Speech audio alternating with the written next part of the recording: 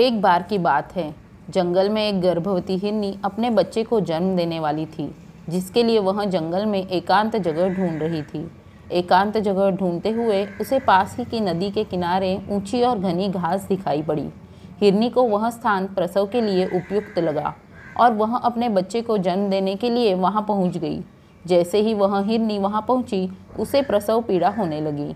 उसी समय आसमान में घने बादल छाने लगे और जोरों से आसमानी बिजली कड़कने लगी। ये सब देखकर हिरनी को घबराहट होने लगी, लेकिन उसे तो बच्चे को जन्म देना था। अतः वह थोड़ा आगे बढ़कर और सुरक्षित स्थान ढूंढने में लगी और नदी के किनारे एक बड़े से वृक्ष के नीचे चली गई और राहत की सांस भरने लगी। लेकिन उस हिरनी को क्या पता था कि असली मुसीबत तो अब आने वाली है। राहत की सांस भरते हुए वह जैसे ही प्रसव के लिए तैयार हुई और अपना सर उठाकर बाएं तरफ देखा तो एक शिकारी हाथों में तीर धनुष लिए उसकी तरफ निशाना लगाए खड़ा था। डरते हुए वह हिरनी दाहिने तरफ भागने को सोची, पर दाहिने तरफ अचानक जब सर उठाकर देखा तो वहां पर एक भूखा शेर खड़ा था, जो उसके तरफ दबे पांव बढ़ा चला आ रहा था। अचानक अपने को दोनों तरफ मुसीबतों से घिरा हुआ देख हिरनी ने सोचा, सामने से छलांग लगाकर भाग जाती हूँ।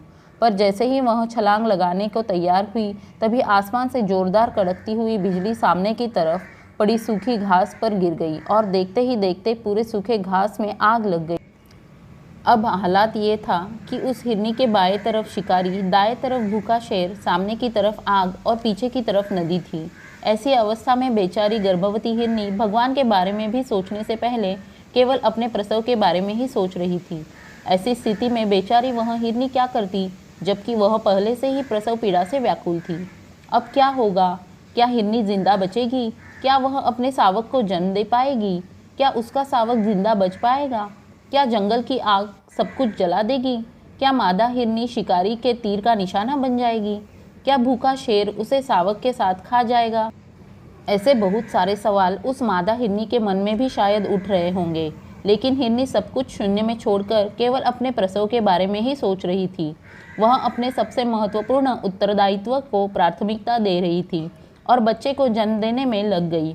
कुदरत का करिश्मा देखिए कि जैसे ही शिकारी अपना तीर छोड़ने वाला था, ठीक उसी समय एक जोरदार बिजली की गड़गड़ाहट हुई और शिकारी अपना निशाना बिजली की गड़गड़ाहट की वजह से चूक गया और उसका तीर हिरनी के करीब से गुजरता हुआ सामने खड़े शेर की आंखों में धंस गया, जिससे शेर दहाड़े मारता हुआ इधर उधर भागने लगा और शिकारी भयभीत होकर वहां से भाग गया।